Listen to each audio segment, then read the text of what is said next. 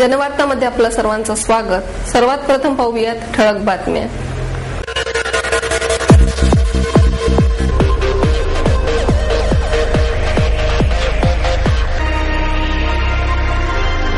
चांगल्या ग्रंथाच्या आनंदातून ध्यानधारणेचा आनंद मिळतो, सिम्बायोसिसचे संस्थापक डॉक्टर शांब मुजुमदार यांचं प्रतिपादन। मंगल कार्यालयाची प्रवेशद्वारे वाढल्यामुळे म्हात्रे पुलावरील फटाक्याचे 7 स्टॉल कमी करण्याची वेळ महापालिकेवर। सुखसागर येथील महिलेचे हातपाय बांधून 2.25 लाखांची जबरी चोरी। फॅशन शो मार्फत पीएनजीचे खास कलेक्शन मार्केट तयार करण्याची योजना असल्याचे सौरभ गाडगीळ यांची माहिती। शरीर हे एक वाद्य आहे, या वाद्यातूनच संगीत निर्माण होण्यासाठी संतुलित आहार आणि नियमित व्यायाम करणे आवश्यक आहे, ज्येष्ठ अभिनेते डॉक्टर मोहन आगाशे यांचा मंत्र। आणि भीमथडी जत्रेला दरवर्षी मिळणारा भरघोस प्रतिसाद अजूनही कायम राहील, संयोजिका सुनंदा पवार यांची अपेक्षा। चांगल्या ग्रंथाच्या वाचनातून ध्यानधारणेचा आनंद मिळतो, असे प्रतिपादन सिम्बायोसिसचे संस्थापक डॉक्टर शांब मुजुमदार यांनी केले। पश्चिम भारतातील सर्वात मोठे पुस्तक व शैक्षणिक प्रदर्शन पुणे बुक फेअरला सुरुवात झाली। या प्रदर्शनाचे उद्घाटन सिम्बायोसिसचे संस्थापक व अध्यक्ष डॉक्टर शांब मुजुमदार यांच्या हस्ते करण्यात आले। या समारंभाच्या वेळी मराठी साहित्य परिषदेचे अध्यक्ष डॉक्टर विभा देशपांडे, प्रदर्शनाचे संयोजक PNR Rajan, doctor NR Patwardhan व वसंत जोशी उपस्थित होते। यावेळी पुणे बुक फेअरच्या डिरेक्टरीचे प्रकाशन डॉक्टर शांब मुजुमदार यांच्या हस्ते झाले। मुजुमदार म्हणाले की इराण, सौदी अरेबिया या देशाची संस्कृती सांगणारे ग्रंथ या प्रदर्शनात दिसत असल्याने याला आंतरराष्ट्रीय ग्रंथयात्रा म्हणता येईल। येथे अनेक प्रकाशन, वाचन, ग्रंथप्रेमी याची मंदिराळी जमा होते। वाचन संस्कृती कमी होत आहे हा विचार बरोबर नाही, कारण पुस्तके आणि मासिके यांची विक्री आता मोठ्या प्रमाणावर होत आहे। शहरापेक्षा ग्रामीण भागात भरविल्यास उत्स्फूर्त प्रतिसाद मिळेल। पुस्तके आणि ग्रंथ वाचन एक प्रकारची ध्यानधारणाच होय। प्रवासात पुस्तक वाचन करताना लेखक जून आपल्याशी बोलतो असे वाटून आपले ताणतणाव विसरतो। वाचनाने मनाची उत्क्रांती, व्यक्तीची उत्क्रांती व देश विकसित होतात। आपल्या अध्यक्षीय भाषणात विभा देशपांडे म्हणाले की पुस्तक वाचन, लेखक, प्रकाशक या सगळ्यांचा उत्सव मेळावा येथे भरत आहे। पुण्यामध्ये सतत विविध प्रकारचे पुस्तक प्रदर्शने भरत असतात। पुस्तक हाताळणे, विचार करणे अशा सांस्कृतिक प्रक्रियेचे श्रेय पुस्तक प्रदर्शनांना दिला जाते। चांगला समाज घडविण्याचे व सांस्कृतिक पातळी जोडण्याचे काम पुस्तके करतात। गोखलेनगरमधील काम्यानी शाळेच्या मैदानावर भरलेल्या या प्रदर्शनात 70 प्रकाशकांचे 100 स्टॉल्स आहेत। इराण आणि सौदी अरेबिया या 2 देशांच्या वकिलांनीही येथे स्टॉल उभारला असून हे प्रदर्शन रविवारी 24 ऑक्टोबर पर्यंत चालणार आहे।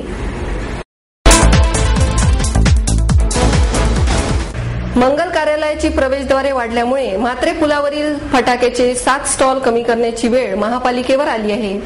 म्हात्रे पुलालगतच्या रस्त्यावर फटाक्यांच्या स्टॉलसाठी जागा देताना मंगल कार्यालयाची प्रवेशद्वारे अडचणीची ठरल्याने 7 स्टॉल कमी करण्याची वेळ यंदा महापालिकेवर आली आहे। 7 व्यापाऱ्यांनी लिलावाचे पैसे भरूनही महापालिका त्यांना स्टॉल देऊ शकलेली नाही। महापालिकेने यंदाही म्हात्रे पुलालगतच्या 80 फुटी डीपी रस्त्यावरील जागा फटाक्यांच्या स्टॉलसाठी हंगामी स्वरूपात व्यावसायिकांना भाडे तत्वावर दिल्या आहेत। नुकतेच या स्टॉलचे लिलावही झाले, त्यानुसार स्टॉलची उभारणीही पूर्ण झाली असून काही व्यावसायिकांनी स्टॉलमध्ये विक्रीसाठी मालही ठेवला आहे। यंदा या रस्त्यावर 57 स्टॉलचे नियोजन करण्यात आले होते। हे स्टॉल लिलाव पद्धतीने दिले जातात, त्यानुसार या सर्व 57 स्टॉलचे लिलावही प्रशासनाने पार पाडले। प्रत्यक्षात तेथील मंगल कार्यालयांची प्रवेशद्वारे यंदा वाढल्यामुळे त्यांच्या दारात स्टॉल उभे करणे शक्य झाले नाही, त्यामुळे 57 ऐवजी 50 स्टॉल उभे राहिले आहे। उर्वरित 7 स्टॉल चालकांकडून पैसे घेऊनही त्यांना स्टॉल मिळू शकले नसल्याची तक्रार या व्यावसायिकांनी केली आहे। ज्यांना पैसे भरूनही स्टॉल मिळू शकले नाही ते व्यावसायिक महापालिकेत सातत्याने प्रयत्न करत असले तरी त्यांना अद्याप कोणतेही ठोस आश्वासन मिळाले नसल्याचे सांगण्यात आले। महापालिका अधिकाऱ्यांकडे चौकशी केली असता मंगल कार्यालयांची प्रवेशद्वारे वाढल्यामुळे काही स्टॉल कमी करावे लागल्याचे मान्य करण्यात आले।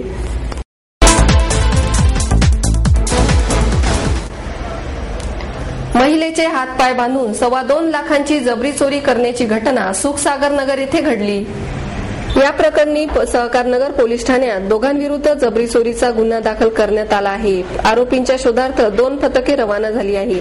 या प्रकरणी राजेश्वरी सुरेश नाडर वय 24 राहणार सुमन विहार गल्ली नंबर 9 सुखसागर नगर यांनी फिर्याद दिली आहे. राजेश्वरी यांचे पती सुरेश हे एका प्रिंटिंग प्रेसमध्ये कामाला आहेत. सकाळी 9च्या सुमारास ते कामाला गेले होते. कामावर गेल्यानंतर सकाळी 9:30 सुमारास 2 व्यक्ती त्यांच्या घरी आल्या.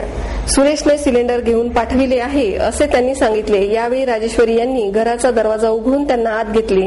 सोबत त्यांनी एक सिलेंडर आणले होते. ती एकाने राजेश्वरी यांच्याकडे पिण्यासाठी पाणी मागितले. त्यामुळे त्या पाणी आणण्यासाठी स्वयंपाकघराच्या दिशेने वळल्या.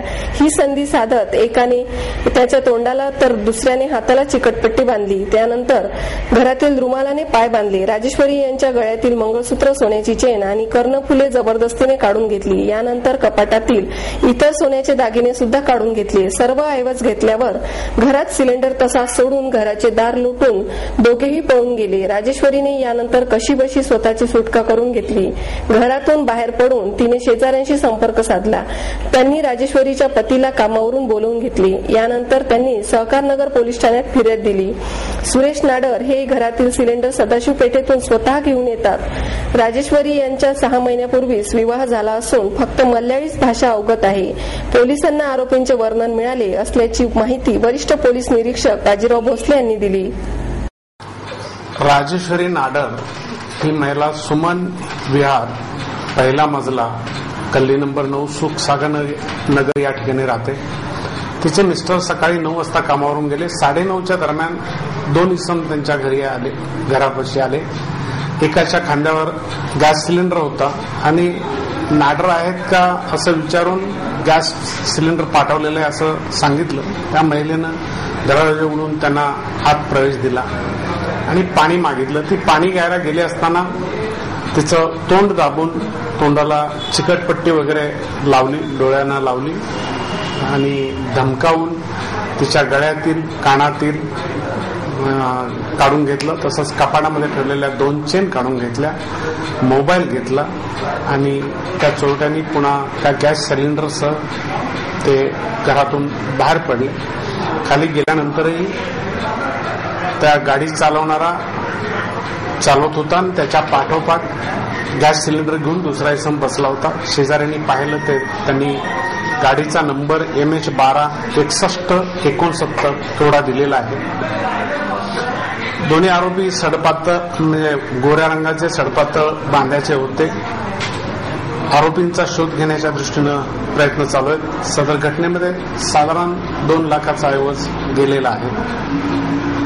यापूर्वी अशी कधी घटना घडलेली नव्हती, प्रथमतःच घडलेली आहे आणि फिर्यादीच्या नवऱ्याचं नाव घेऊन त्यांनी आत प्रवेश केलेला आहे. त्याची पूर्व दुश्मनी किंवा कोणी ओळखीच्याच कोणी इस्माना असं काही केलेलं आहे का या दृष्टीनं सखोल चौकशी चालू आहे.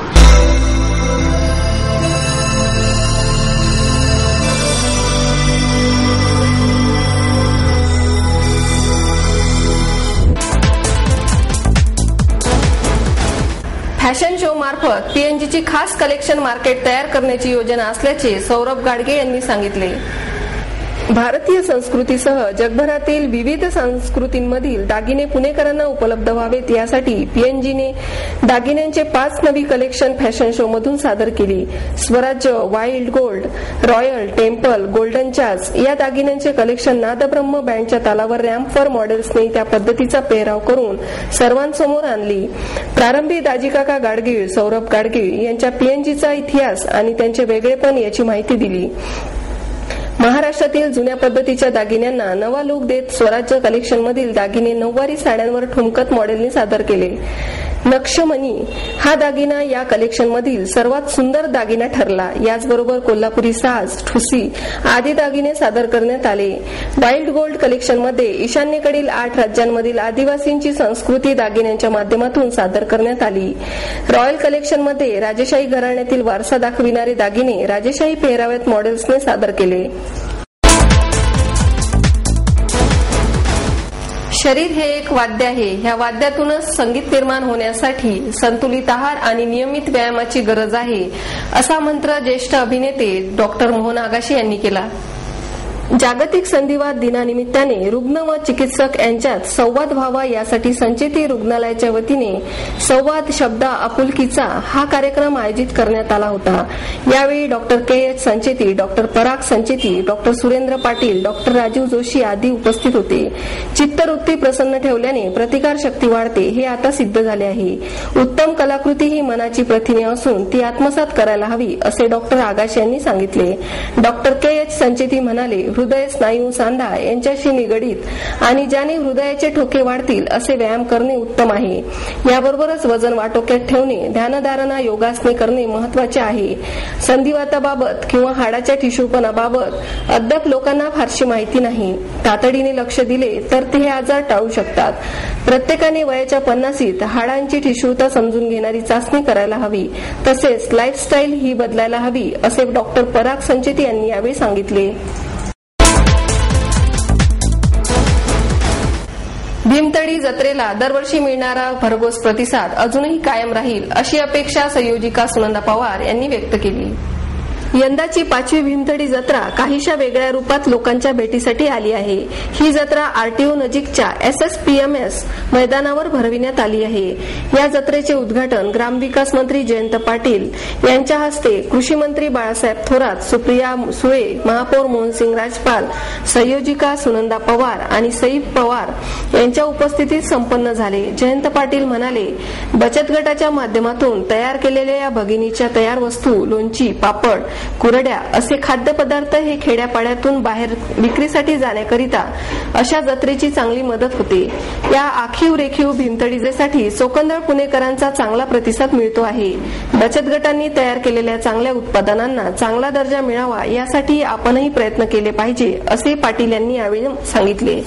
संपूर्ण महाराष्ट्रात नव्हे तर संपूर्ण देशात अशा जत्रांचे आयोजन करण्यात यावे असे मत बाळासाहेब थोरात यांनी व्यक्त केले। तर महिला बचत गटांना 4% 0% कर्ज मिळावे अशी मागणी सुप्रिया सुळे यांनी व्यक्त केली।